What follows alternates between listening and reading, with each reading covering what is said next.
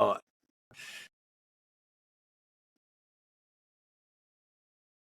hi, everybody. Welcome to the Impact at Scale podcast.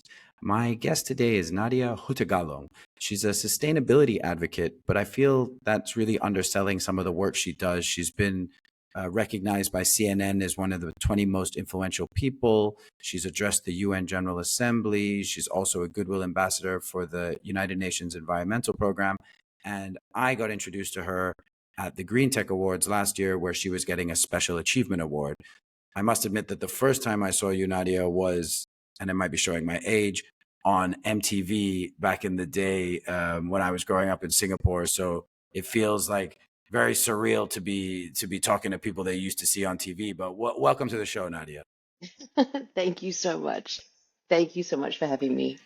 No, it's And yes, you're showing our age. yes. Not Well, just your age, but our age. it's so wonderful to have you. And I when I was reading, I think I spoke to you briefly. I said one of the words that came up was multi hyphenated to describe the work that you do.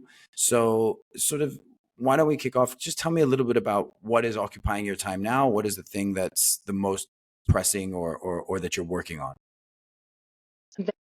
What am I doing at the moment? I'm actually, it's quite interesting because I'm straddling this interesting, these almost two worlds, two different kinds of worlds, and obviously, well, almost three actually. They're all deeply interconnected, but it is the world of conservation and sustainability and the world of bringing deep healing and coaching leaders and uh, helping people to sort of transform the way that they engage with themselves and the world, and being dragged back into um, the world of that's blessed me with the platform to be able to do all of these things. So I'm currently right at this very moment in Jakarta on a shoot, and the clients are then taking me to Dubai for something special, which it's a secret until obviously this is released. But so and I'm trying to find the best ways to be able to marry those worlds, and obviously the well-being and sustainability worlds are very much intertwined and interconnected, and the platform, I guess, is interconnected because it allows me to do that work as well. I've got a list of questions here, and as good interviews go, I've now got five more in my mind that I want to ask, because something that I thought was really interesting when I was chatting to somebody about the fact that overconsumption is a byproduct of people trying to prove and display their status, and requiring and looking for status is a byproduct of people not being happy with who they are internally. And Hmm. so the way that you have connected that to say, like, helping people find, maybe that's that inner peace or a contentment within themselves, how important is that in this world where literally everything is trying to grab for our attention, and everybody's trying to make you feel less than you really are, because Instagram or all these different channels are flooding you. How important is it, do you think, to start making people feel who they are inside? Oh, it's the key. It's the absolute key. And that's why, for me, stepping away, well, not even stepping away from, but shifting my focus to helping people find the tools of inner resilience and mental health, it started about 10 years ago, looked externally like a step away from focusing on conservation and sustainability. But the truth is, it's like, unless people are well within themselves and have these tools of inner resilience, they can't go out there and make the right choices, be agents of impact or sustainable change, and be able to deal with the external reality that we're all facing. So it's kind of like the step before being able to be a sustainable change maker, right? Is you need to have those tools of like emotional kind of intelligence, understanding that we are these beings that have like a whole spectrum of emotions and what happens when they come up, and then also how do we settle our nervous system. I mean, I was an empath, and I would get deeply, deeply affected by you the news and the world that I saw changing so quickly. And I was able to sustain myself for quite a long time before I, hit the wall. But it's just not a sustainable way to go unless you have those tools and understand what is the motivation for you going out there and wanting to make a difference as well. So sadly, much like nutrition, actual health, like physical fitness and taxes, having these tools is not something you're taught in school. How do you go about teaching, or what are some of the tools that you help to provide people to find this emotional resilience? Mm. So there's actually two organizations that I've been involved with over the years. One as an advisor very early on, and I'm still close with them, is an organization called the Contentment Foundation, which to me was the one that ticked those boxes because the Contentment Foundation is an organization that has a curriculum that is rolling out in schools worldwide. And it brings those tools of inner resilience to kids all over the world. And, all of the different pillars like mindfulness, community, um, understanding our emotions. And it's quite the marriage of ancient wisdom traditions and modern neuroscience. And it was founded by a friend of mine named Dr. Daniel Kodaro, who was one of the youngest lecturers, tenured lecturers at Yale, and he ran the Yale Center. I think it's called the Yale Center for Emotional Intelligence, I believe, or well-being. And he's also a cross-cultural psychologist and a chemist and an all-round amazing, amazing, amazing human. So this curriculum is rolling out. We have schools in Indonesia, in Bhutan. The King of Bhutan has given his personal mandate for the Contentment Foundation curriculum to roll out nationwide, and that will help them to achieve their gross national happiness mandate.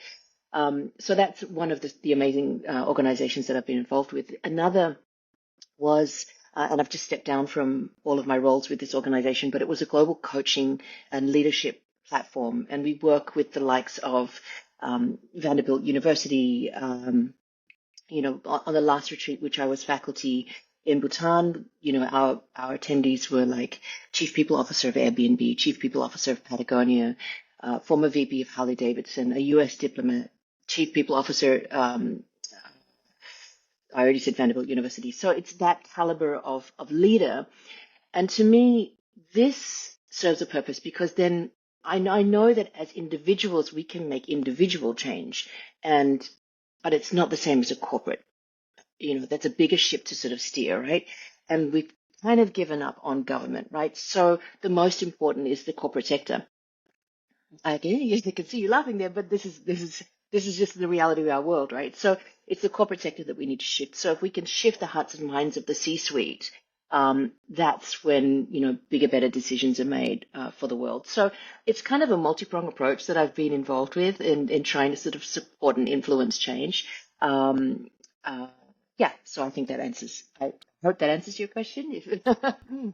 No, absolutely, and it's interesting because you're right. That's how I view it. Is like it's not that people have jobs in sustainability or climate. It's that you are a person who views this as important, and so therefore enacts this in whatever role you have in an organization, whether that's accounts, operations, procurement, whatever it might be. And you referenced Bhutan. Bhutan, the world's only carbon positive country in the world, I believe. And the ones that have, done away with GDP, as you referred to, they have a gross happiness index, which, Gross national happiness, yeah. yeah, I think, why aren't we looking at things like that? Why is, the world is now done in, and I think we're seeing it more and more, right? You realize that pharmaceutical companies are designed not to cure you, but to keep you sick, but just keep paying for things. And we realize that there needs to be change in corporations, but what you need to change is the mindset. And unfortunately, right now, the mindset puts profit above everything else, and including the climate. And so, something that me and a lot of people that work in this space go through, there's a lot of climate anxiety out there. People are overwhelmed with what is going on, and and what is happening to the planet. And it just seems, we there's just been a spate of fires in LA where half the city seems to have burned. Do you have any advice to these people about how they can, while still being able to take action and positive action, be able to manage the anxiety that maybe the news and other outlets are giving them?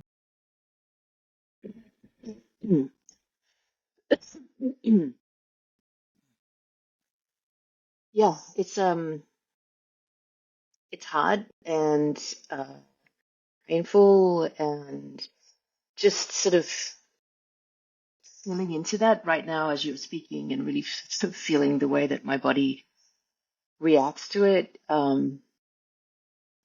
It's hard, and I think there's no denying that. And sometimes for those of us who are in this space, who kind of for those of us who are in this space and are kind of like charging ahead and trying to really influence change in the best way possible, it can be a dangerous place to be in, especially if we're not sitting with those feelings that we're feeling, and allowing space for them to sort of move through us. So that is one, is to really sort of allow those feelings. Sometimes we feel like, I can't sit with this, I just need to carry on. But we need to create time and space for those feelings to sort of move through, and process and digest. The other thing I would say is there's on an individual basis, I think it's really important is to recognize the amount of trauma that we're engaging with, and also understand that one of the antidotes to trauma is joy and play. And I know that as somebody who's in the space of trying to create or influence either social or environmental change, there is a certain amount of guilt that comes with taking time out and being like, life is good. It's not. I mean, it's hard. Life is hard. That is the reality. But the antidote to our nervous system, or for our nervous system, is to engage in play. And if we look at our playtime or our joy as an investment to us being able to be sustainable change makers, that then helps us to ease the guilt. If we want to be at this if it's a long game that we're playing, we need to play. We need to invest in the games and the play and the joy, and without guilt. Do you And sorry, and the second part is that, and the second part of that is, when I first started in this space, 1996 was the first time that I spoke at a conservation forum. So I've been at this for a really, really long time, and I was the crazy lady in the corner of the room talking about these issues that nobody was thinking about, nobody was talking about. Everyone's like, "What are you talking about? The world is fine. We'll be fine. We'll be fine." And so it was kind of like, oh, I've got to do this because nobody else is doing it. But now a lot of people are doing it, right? So I feel like if you are, if you're heading up an NGO, if you're heading up an ESG program, if you are a change maker, whether it's in social or environmental impact, always have rather than trying to do it alone, always be imparting your knowledge and your wisdom to your backup, your team member, your sidekick, because you guys need to take turns. You need to have somebody, you need to be replaceable, because you need to step out. Maybe it's like take a year off. Maybe it's take a month off, because it's really hard work, and there's no denying that, especially if you're not, there's a lot, let's face it, there's a lot of people in this space who are hired guns, who are not doing it because their heart is in it. They're doing it because it's a job, they're getting paid. And that's it, and they still drive their fancy cars, and they still, buy their designer, whatever, like they still live the life, right? The life that is not helping us to sort of make impact. And then there are those who are truly living and walking the walk that feel a lot more home, by being in this space. So those are the ones that really need to say, okay, you know what, it's time for me to take a 1 month break. I'm not going to read any books. I'm not going to listen to any podcasts, at least not around these topics. And I know that I've got somebody who's got my back, and they're going to do the work, and I'll take over for them when they need it. What you said actually makes me feel much better, only from the point of view that right now I look at the world, and as you said, I think there's so many people out there that are saying now, oh, we're fine, we'll figure it out, we don't need to worry about it. And when I think about what you would have been doing in 1996 and the number of people that would have cared at that point, I mean, it must have been 10, 20 times smaller than the number that care now. So that is, I think there was this wonderful quote by the Dalai Lama who says that, 20, 30 years ago, nobody was even talking about sustainability. Nobody was even talking about the environment. Governments weren't being asked. Corporates weren't being asked. At least now they are, right? And you can look at that. Yeah, we have a long way to go, but that's a huge step forward in that space. And the fact that we're making movement in the right direction. I wanted to ask you, you started your career, you were a model, you were a VJ, very much in the entertainment space. How did you find your voice and because I'm sure that when you started speaking on these topics, you must have had critics who were like, what do you know? You're a VJ. Why are you talking about this? And to be able to stay strong and to be able to continue it and, 20 plus years later to still be doing it, how did you find your voice? Because I think there's so many people out there that have a voice and are almost scared to share that because of what people will say.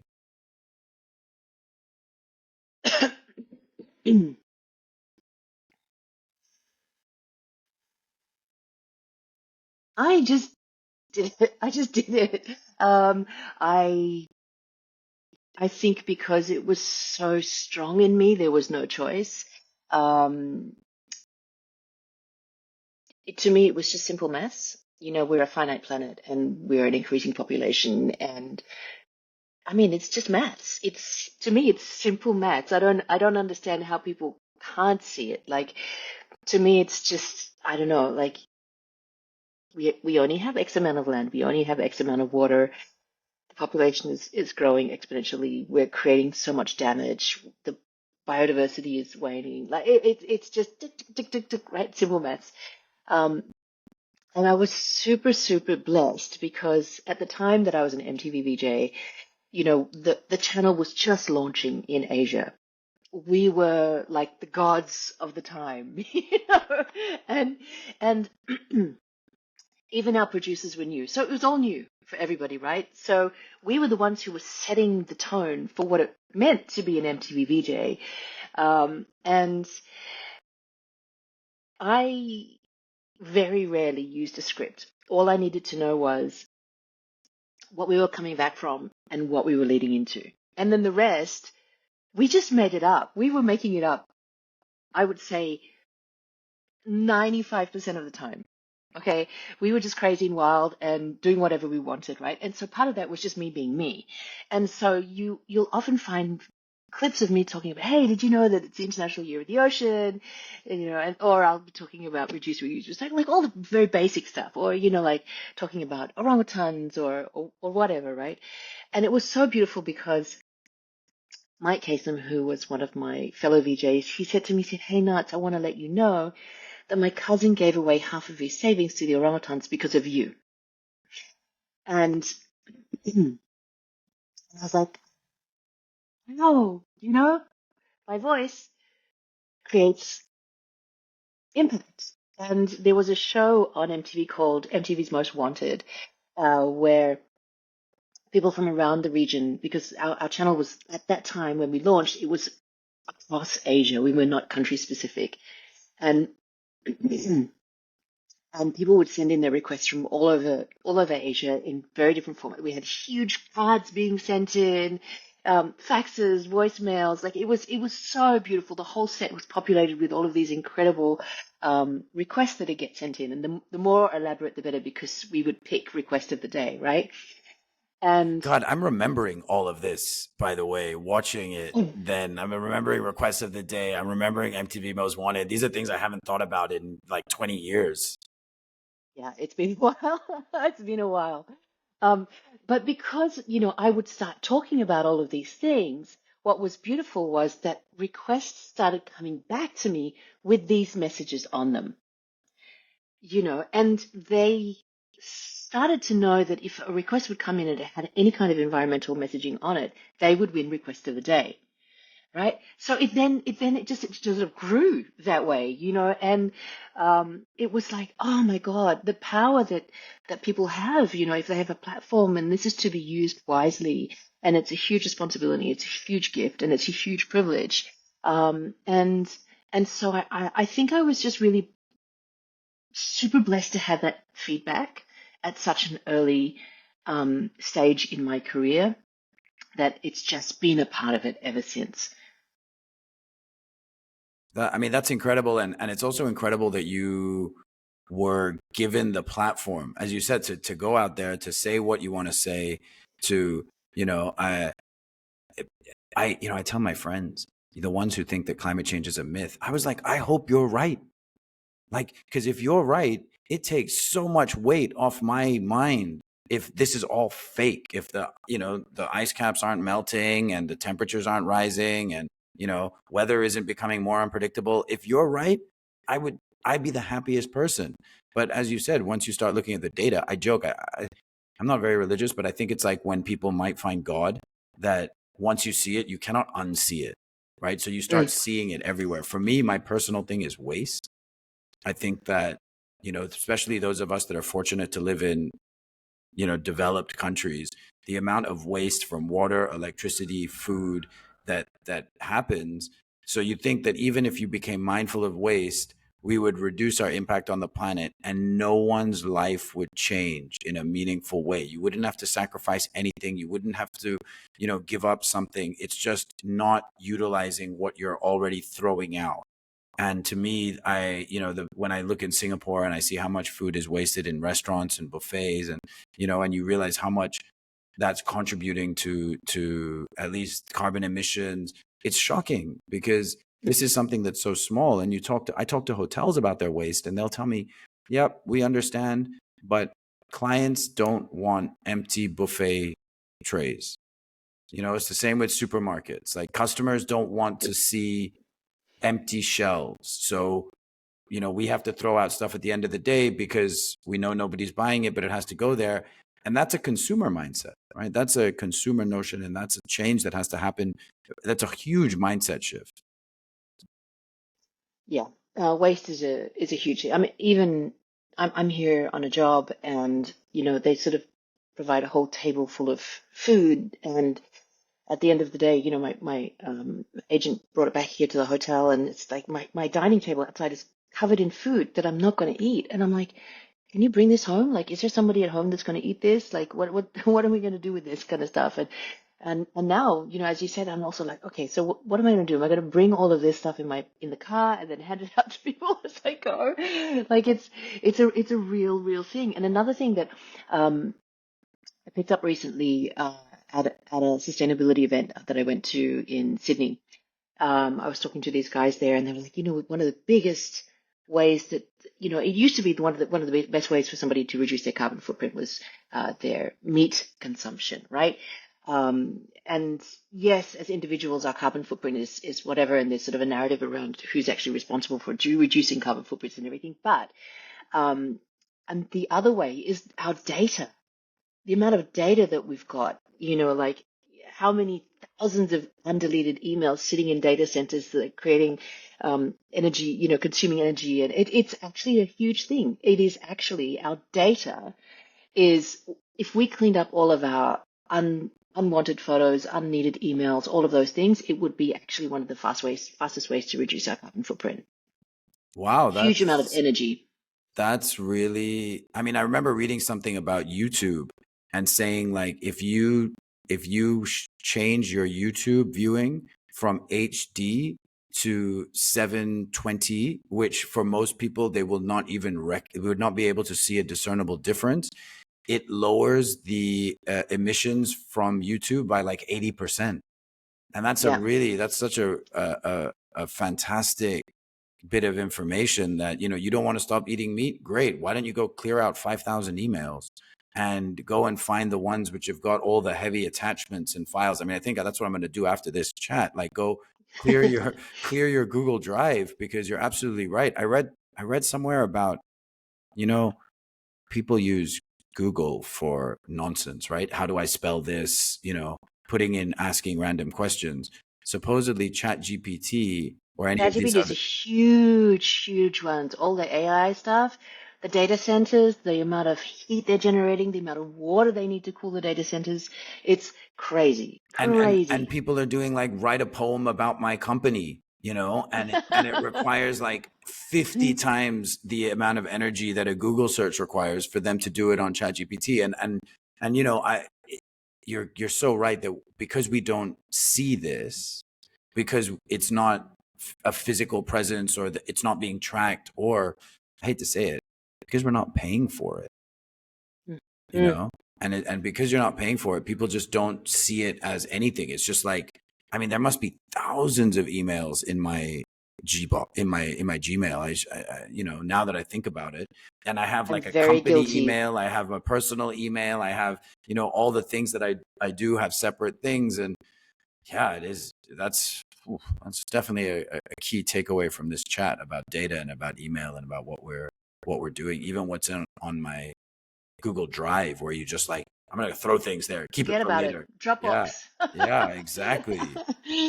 Yeah. You've had a bit of a spiritual journey, I understand.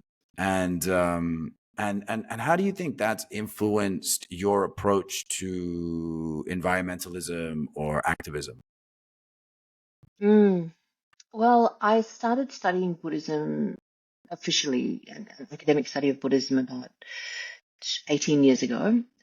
And prior to that, like even in my MTV days in the 90s, when it was like peak fame, peak party days, my entire bookshelf was filled with books on religion.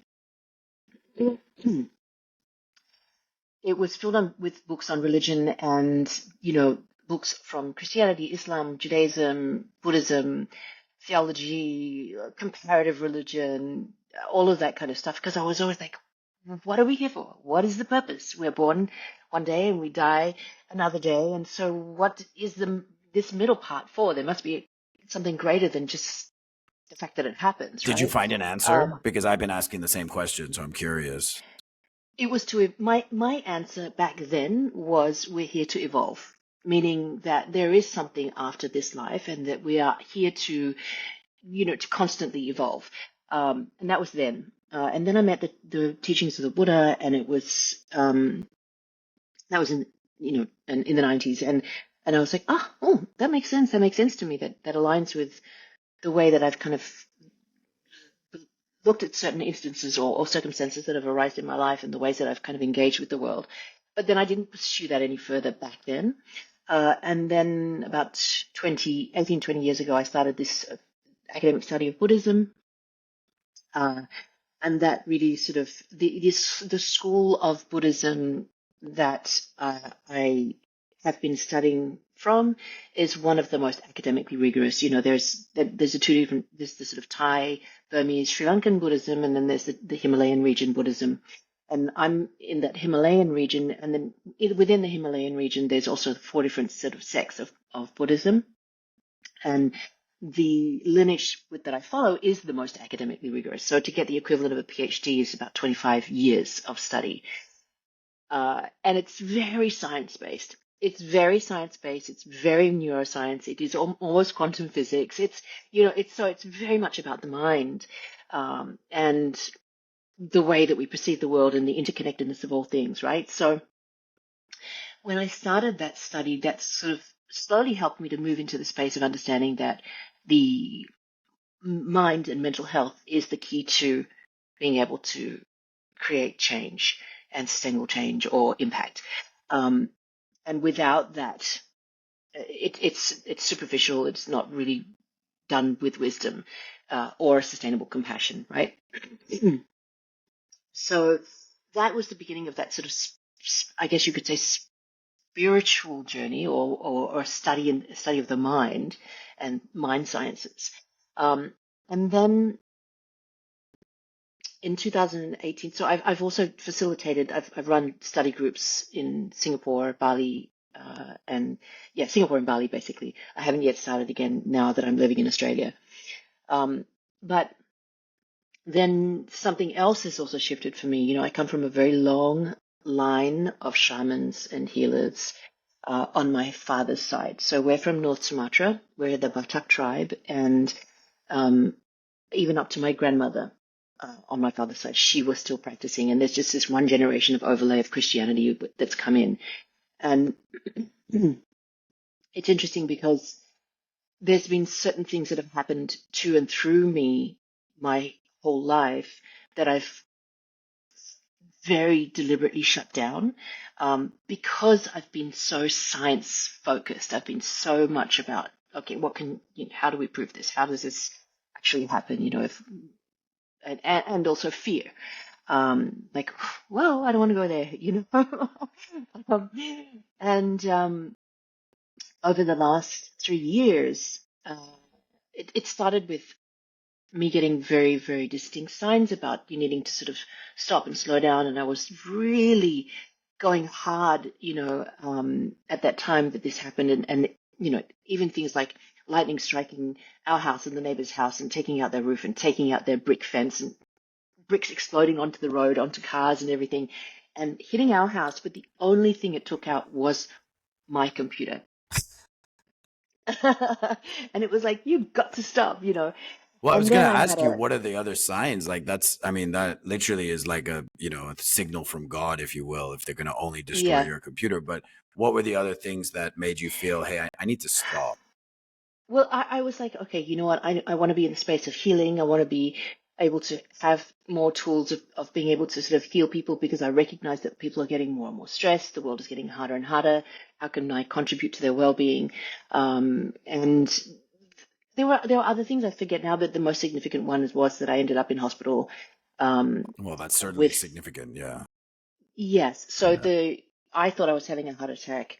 When I got to the hospital, the next day they put me on the treadmill and he's like, okay, in very Singlish, hey girl, got anyone in your family die young or not? Got anyone die young or not? I'm like, yeah, I didn't meet both of my grandfathers. Both of them died before I was born. And he's like, yeah, I think you're having a heart attack. And I'm like, here we go. Meanwhile, on my way to the hospital, once I checked in, all that was going in my head was round peg, square hole, round peg, square hole, round peg, square hole. It was like this message of like, you're not where you're supposed to be. You're not doing what you're supposed to be doing. And then when this happened the next day, he's like, okay, I'm rushing you now. You're going to go for an angiogram. I think you're having a heart attack. I said, okay. So then I lay on the hospital bed waiting to have an angiogram. And I was like, of course I was scared. And I thought I was going to die. And I was like, then, I was like, oh, well, I don't have any regrets in my life. I've done so much, and I've sort of consciously worked to sort of heal most of the relationships in my life, and I know that my boys will be okay. The only worry and concern that I had was for my youngest because she was so dependent, relied on me, and very, very close to me. That was my one concern. So that literally stopped me in my tracks, and it was interesting because just before that happened, I had said, I'm being called to sound healing. And so I started to order, a few select very special sound healing instruments. One is a beautiful Native American flute from a traditional flute maker, that's been handed down through their family lineage. And I ordered the flute that was connected to the heart chakra. This is prior to my incident. And 432 hertz and things like this. And it was interesting because if I would meditate and I would sort of visualize the chakras, this is prior to my hospitalization. If I would meditate and sort of visualize my chakras, I could sort of feel the sort of the flow, but when it would come to the heart area, it would kind of divert like this, like a sort of, as if it was coming from the top to the bottom, for example, it would come down through my crown, through my throat, and then would go to the heart chakra, and it would sort of do this like sort of diversion out to one side, and then come back again when it comes down to the solar plexus, and then heading down towards the root chakra, and vice versa, coming either way. So there was something going on there that I was already literally tuning into. And what was interesting was that prior to my heart incident, there was no way I would have had any time to sit down and learn, play, connect with, engage with any of these instruments. But I came out of hospital, and what happened was a multi-pronged, multi-layered thing. It was, I believe, deeply spiritual, connected to ancestral karma, trauma, this life trauma, an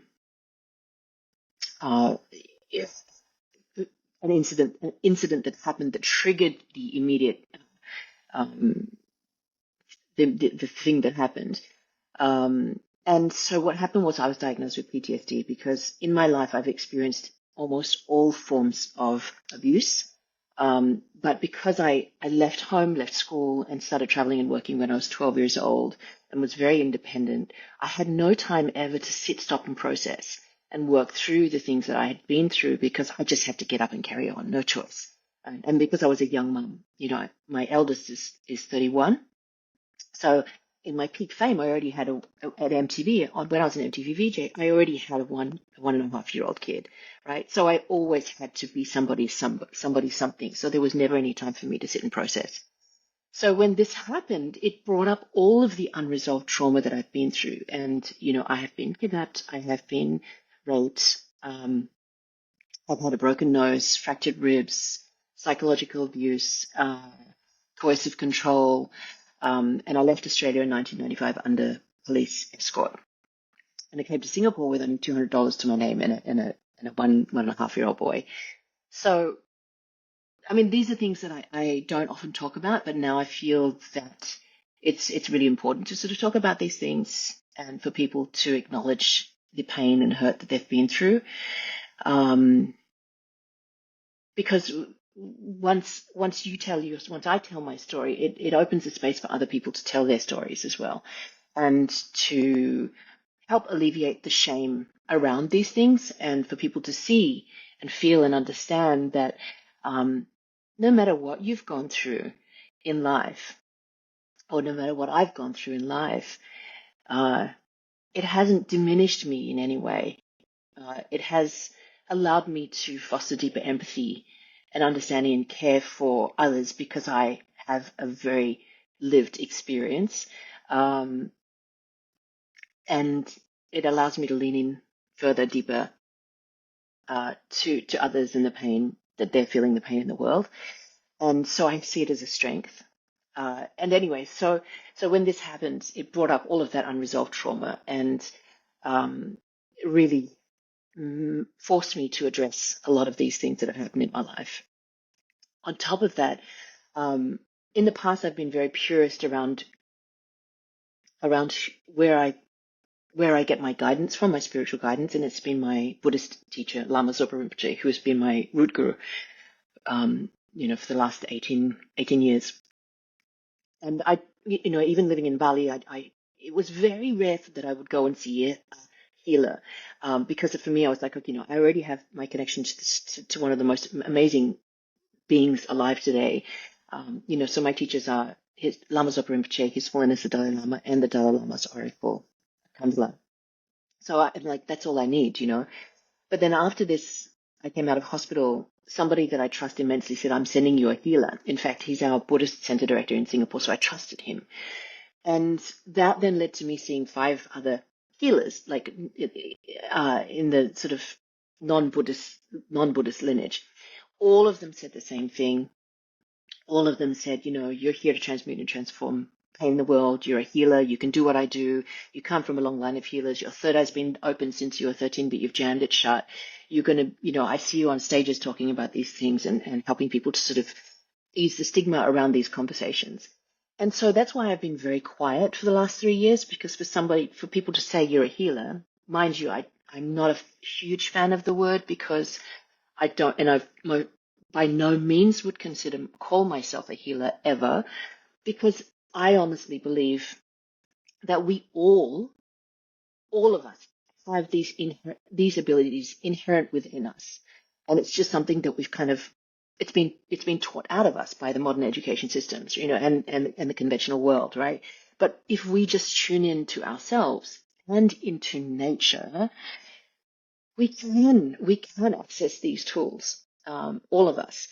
And so that's why I've been really quiet, because I've been trying to understand what is this new language. What is this modality? It's one thing to be told that you have these abilities, but what is it? What are these tools, right? And also a huge amount of imposter syndrome, right?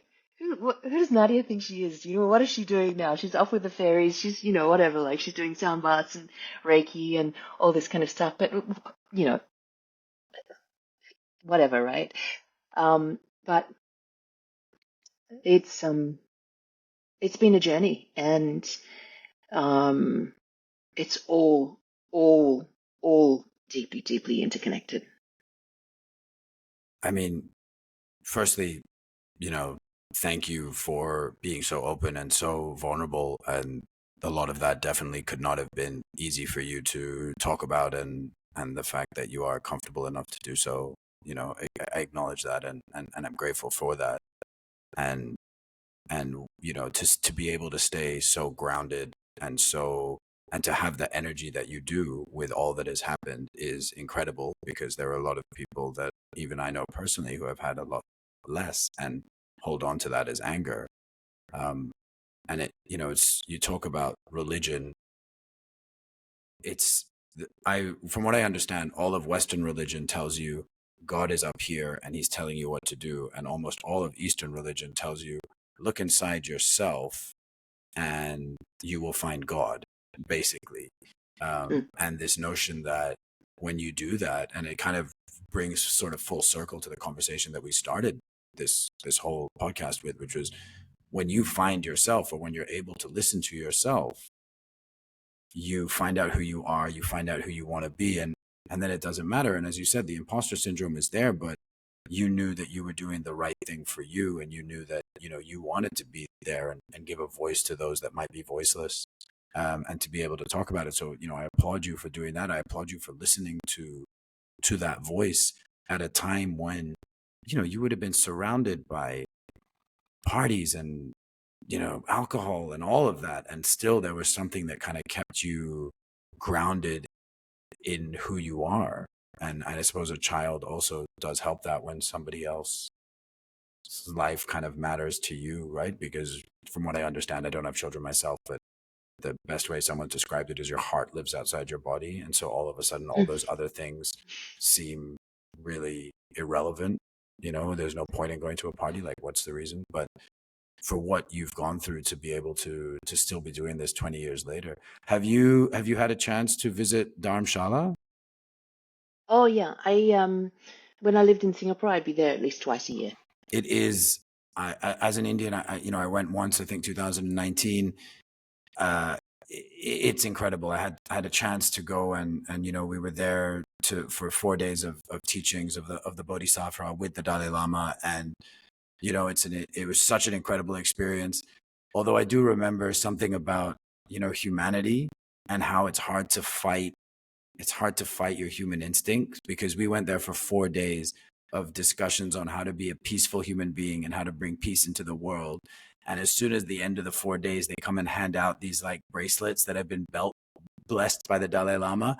You see people sort of elbowing and pushing themselves to get one of those, and you're like, all of we've been talking about is compassion and love, and yet at the first instinct of something where you want that and you want to make sure that it doesn't run out for you to get it, like, it's so, mine fell off a few months ago, and I still have it. I don't know what to do with it, but I'm like, I can't really throw this out.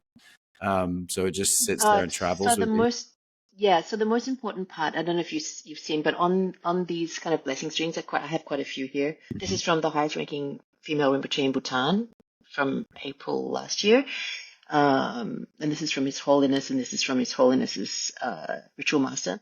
So the most important part of these blessing strings is usually there's usually a knot tied in them somewhere. Yeah. So if you need to, you can cut and just keep the knot and like keep it in a little amulet or something, because that's where the blessings are. But yeah, I can pass you another one. You can put it back on. Yeah, I didn't know if that was And like, I felt like there was a whole messaging there about, letting things naturally sort of fall also, as they yeah, would. also, But having said yeah, that, it's still like it still sits because I was on holiday, so it sits in my like travel toilet case, and it's just sitting there because I'm like I yeah, can't throw this out. I don't know what to yeah. do with it. Yeah, but absolutely, it was such an incredible experience being there and being surrounded by people that are so. I mean, at least my experience of the Tibetan people I met were so peaceful. Like there was an inherent sense of peace with all the people that I interacted with. And, for me, I was kind of left with this feeling of how sad it is that we live in a world where a culture like this is literally being systematically removed from the planet Yeah. and being replaced by, this notion of progress or whatever it is that we want to define as progress, when in reality progress for most people just means how do we get you to buy more stuff that you don't need to impress people that don't care with money that you don't have, like that's Mm. literally what the sort of capitalist system is built on. Whereas if everybody was happy and content with themselves, you know who's buying Louis Vuitton then? Mm. Mm-hmm. you know wow, this has been Yeah. a really this has been an incredible conversation, Nadia. I really thank you for your time, and I know that you're literally between continents at the moment, so I really greatly appreciate the time and the openness of this conversation. Thank you so much. You're most welcome. There was something that came up. I was just thinking there was something, but I can't remember what it was. Let me think. We have a little bit of time.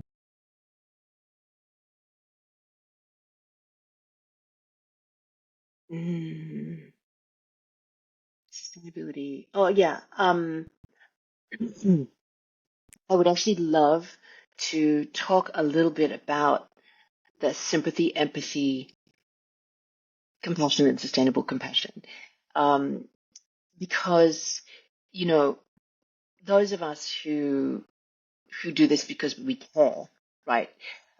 It actually hurts. I mean, it hurts to care, and I think sometimes that's what encourages people to sit in apathy, because it doesn't hurt as much, when you're apathetic. And the minute you move from apathy to empathy, or even sympathy is a bit like, oh yeah, I see your pain. Yeah, I feel for you. I feel bad for you. Oh, you poor thing. It's kind of condescending, right? And then you move into empathy, and then it's like, oh, I feel this. I feel it, and I'm going to jump in the river with you, and we're both going to drown in this together, right? And then compassion is a lot wiser, right? It's a lot like, okay, well, I can see you in the river and I can see that you're struggling, and maybe what I can do for you, because I've got some wisdom, because the compassion comes with that wisdom, is like, oh, I'm going to throw you a life buoy. I'm going to tell you which is the best way to get out of the river. I'm going to direct you in such a way so that, I get you out, right? But sustainable compassion, the way that I see it is, we look after ourselves first. And a lot of the time as change makers, right, we're so busy focusing on the impact that we want to create that we neglect ourselves.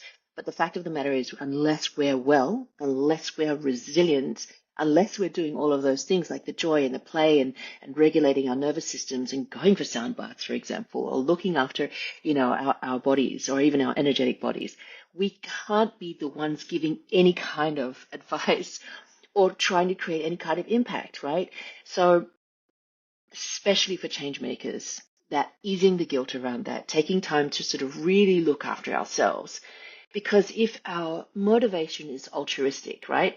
If we change the way the motivation is around self care, rather than saying, this is self care for myself because I need to look after myself or because I want to look after myself, it's self care with the motivation to be the best version of ourselves to go out there and create change. And that is sustainable compassion.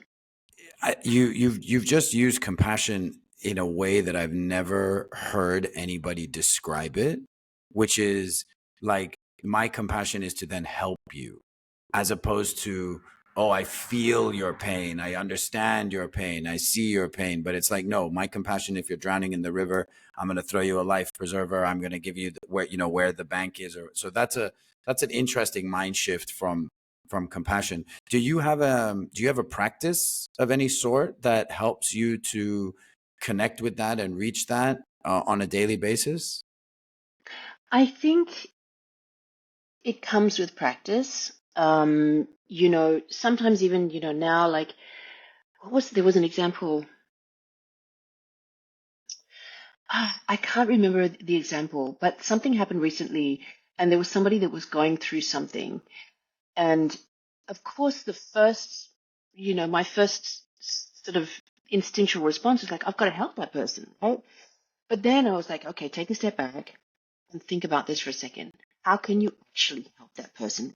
Other than just saying, what can I do? But can that be sustainable? Am I actually able to do that? Like, what is actually the best way?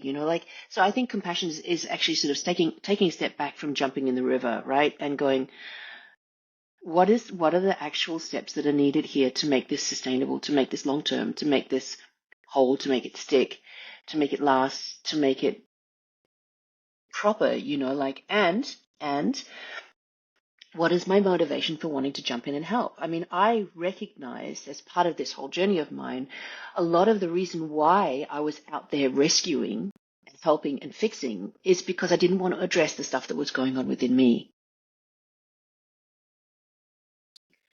I've heard that. So, yeah, Yeah. it's important to check your motivation. Like, yeah, it's great. I've helped to reduce the demand for ivory in Asia. I pushed for legislative change in Thailand and successfully actually did that, and reduced the number of elephants that were being killed in Africa as a result of addressing the demand side. But what was going on within me that was driving me to constantly get out there and fix things, and not look within. So there's a lot of work that needs to be done when looking at the driving factors around the work that we do, and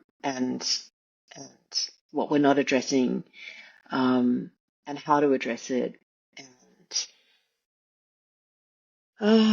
how to be able to sort of sit in ease and know that we're doing the best that we can while looking after ourselves.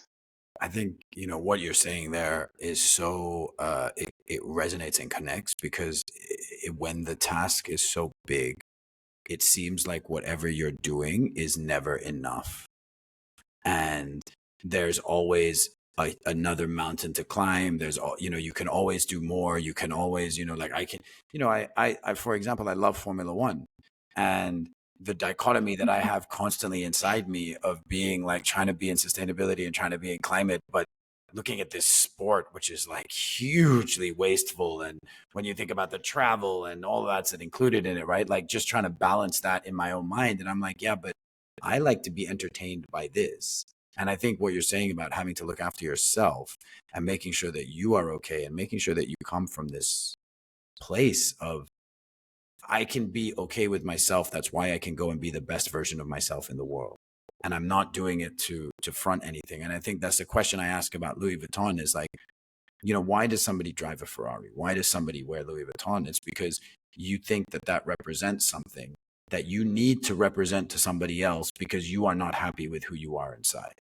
Because if you are happy with who you are inside, it doesn't matter what bag you carry, or it doesn't matter really what somebody thinks of you, because you are okay with who you are, and you're okay with the person that you are. And, I wish I could say that I was there, but I'm not. And I think most of us still care, because, we're social beings, and social people, it matters. But it's so, when you actually start digging down as to why people want certain things or why people behave in certain ways, you understand that it's like they're looking for connection, they're looking for love, they're looking for someone that they want to, someone's almost like approval, but like approval from people that don't even matter.